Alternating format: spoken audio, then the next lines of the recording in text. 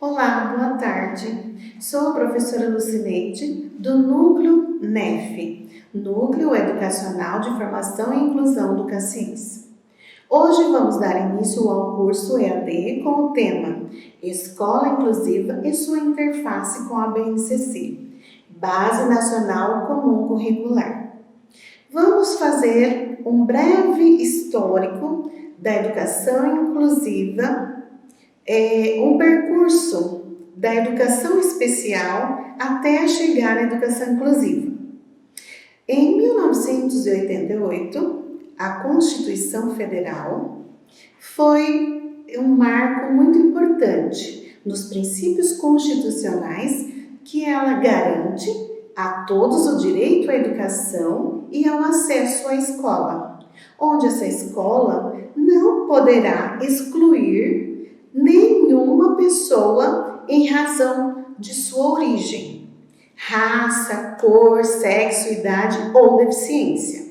E ela também respalda os avanços significativos para a educação escolar da pessoa com deficiência, quando elege fundamentos da cidadania e da dignidade da pessoa humana. Nós temos, em 1990, a Conferência de Jomtien e, em 1994, Declaração de Salamanca e também em 2001, Guatemala, que juntas representaram um alinhamento e compromisso por parte dos governantes sobre educação para todos. E aí nós temos a LDB, de 1996, a Lei 9.394, que organiza a educação brasileira com base nos princípios presentes na Constituição Federal. Em 2001, a Resolução do Conselho Nacional de Educação, ela institui diretrizes nacionais para a educação especial na educação básica em todas as suas etapas e modalidades, desde o ensino de educação infantil, ensino fundamental e ensino médio.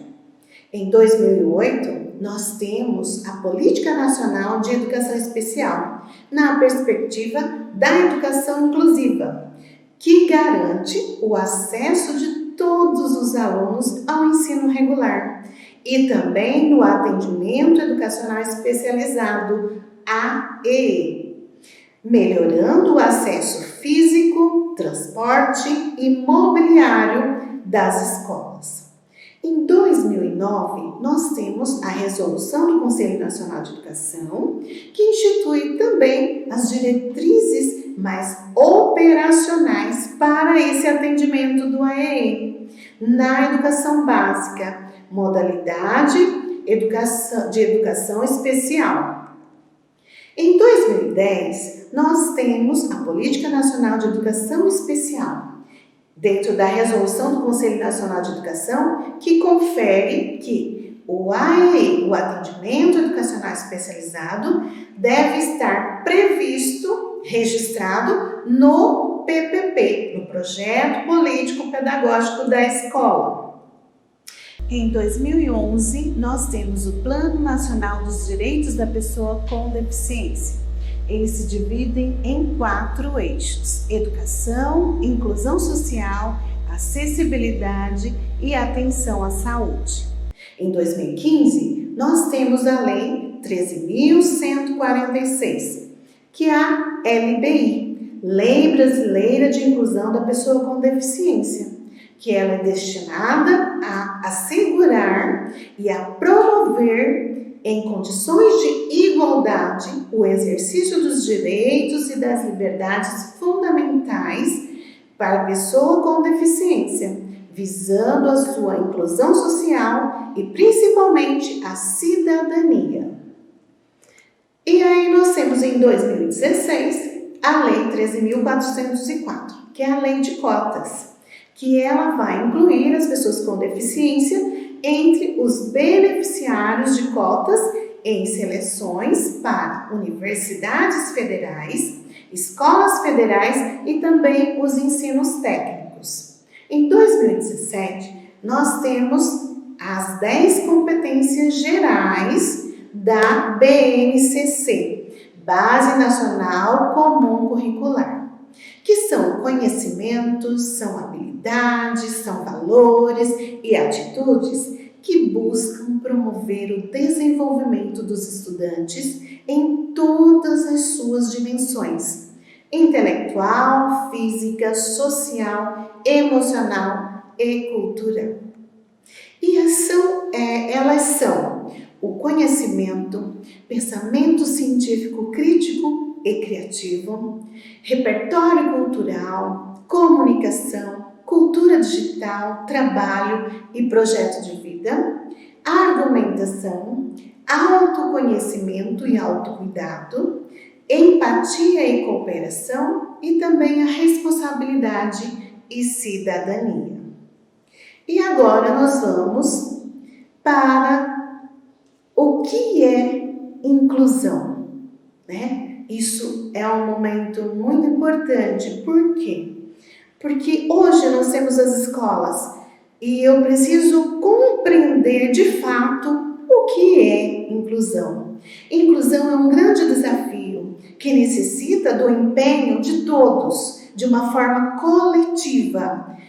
No ambiente escolar, eu preciso da família, eu preciso dos profissionais da educação, com o único objetivo de garantir o acesso e permanência dos estudantes com necessidades educacionais especiais em todos os níveis, etapas e modalidades da educação.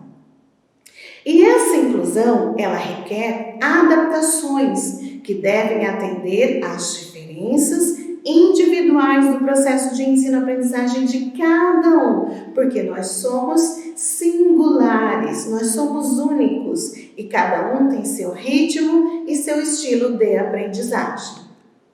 Aqui nós vamos demonstrar para vocês, são 4 quadrantes. Exclusão. Exclusão é quando o aluno ele não tem acesso à escola, não tem a sua recepção desenvolvida no meio escolar.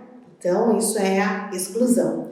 A segregação, quando eu tenho os alunos com deficiência em um outro lugar, em um outro ambiente. Isso é segregação, onde eu tenho os alunos sem deficiência e em outro ambiente os alunos com deficiência. Eles não têm acesso ao mesmo ambiente. Integração é quando os alunos com deficiência eles são integrados, fazem parte daquela escola, porém eles ficam ali de uma forma que eles não participam de todas as atividades, eles não são incluídos nas atividades que são desenvolvidas pelas escolas, pelas atividades culturais, enfim. E a inclusão, e que ela objetiva o quê? O acolhimento do aluno dentro da escola regular de ensino, com as suas diferenças, com as suas peculiaridades, com as suas especificidades. E essa inclusão, ela envolve também vários aspectos e vários questionamentos. Por exemplo, de que forma é estar incluído? Né? Nós percebemos que temos ali a integração. Nós temos hoje escolas que às vezes pensam que estão fazendo inclusão, mas na verdade é integração. E a sua escola? Como ela está? Se você recebe um aluno com deficiência visual, se você recebe um aluno com deficiência auditiva, você está preparado? Você sabe Braille? Você sabe Libras? Então eu te pergunto, quem ensina quem? E aí nós temos a seguinte pergunta: o que precisa mudar? É o aluno que chega à escola ou a escola é que tem que se adequar aos alunos que recebem? Nós temos também o professor. Qual que é o papel do mediador da sala de aula regular? Porque nós temos o professor do AE, mas qual que é o papel? Qual que é a função do professor da sala regular? E ainda, o que é socializar? Agora nós temos aqui também as barreiras atitudinais, que são as nossas atitudes diante dos alunos que recebemos. E isso é o que nos leva ao maior impacto e complicador do futuro dessas crianças. Por quê? Porque está inserida no ser humano. Então, esse é o primeiro desafio do professor, dos pais, da comunidade escolar. E isso se constrói, esse valor atitudinal, ele se constrói a partir do quê? Do conhecimento. Se eu não compreendo, se eu não tenho conhecimento sobre aquela deficiência, sobre aquela particularidade, eu não vou ter uma atitude de reconhecer aquele ser no mesmo espaço. Então, eu preciso compreender o fato, compreender a situação para eu poder solucionar essa barreira. Nós temos a barreira atitudinal, já falei, a barreira arquitetônica, que ela se refere às barreiras físicas, né? A escola pode se adequar, providenciar rampas, banheiros adaptados, cadeiras adaptadas, mas e as ruas, as nossas ruas, o nosso comércio, né? Como elas estão? Essa é a nossa realidade? Ela é acessível? Né? E nós temos aqui a barreira comunicacional, quando as informações não estão disponíveis para todos. E aí? Existem 3 tipos de interferência, de barreira comunicacional, que é a barreira interpessoal, quando na sua conversa com um aluno com deficiência auditiva, você não sabe Libras. Como que você vai se comunicar? Se você é um professor de sala de aula, você vai fazer umas provas para um aluno com deficiência visual. Você não sabe Braille. Como é que você vai fazer a leitura? Como que você vai fazer essa prova para esse aluno? Nós temos aí a barreira interpessoal, a barreira escrita, né? E também nós temos as barreiras nos espaços virtuais. E também as barreiras metodológicas, que elas envolvem o quê? A técnica, a prática de ensino e também estratégias metodológicas dentro do conhecimento, que elas não são acessíveis aos alunos. Educação inclusiva e o professor. Nós temos e sabemos que o professor tem a formação inicial, a formação continuada e o que isso nos garante? Garante o quê? Instrumentos e recursos para o trabalho com a diversidade. Nós temos que saber fazer a avaliação diagnóstica dentro da sala de aula. Nós precisamos saber as etapas do processo de aprendizagem. Eu recebi um aluno na minha sala regular de ensino, eu preciso saber diagnosticar em que processo, em que fase da etapa de ensino essa criança está, esse estudante está. Nós precisamos identificar dificuldades e limitações. Nós precisamos também permitir que, através desse diagnóstico, dessas etapas, do nível de escrita, o nível de leitura, o nível de raciocínio lógico, tudo isso Todas essas informações e também as dificuldades e limitações, nós precisamos de todas essas informações para podermos organizar as metodologias e intervenções, oportunizando dessa forma a análise do instrumento de avaliação e também do planejamento que eu vou oferecer e oportunizar para esse aluno. Estratégias pedagógicas. As estratégias pedagógicas são meios, são métodos, técnicas e práticas que os professores podem utilizar para propor ao aluno acessar, produzir, expressar, elaborar atividades, conteúdos, vivências, com o intuito objetivo de atingir suas potencialidades. E isso é uma proposta curricular que deve ser utilizada para todos os alunos, mas as estratégias pedagógicas devem ser diversificadas de acordo com a necessidade de cada aluno. Dessa forma, se torna viável a participação efetiva em igualdade de oportunidades para o pleno desenvolvimento de todos os alunos.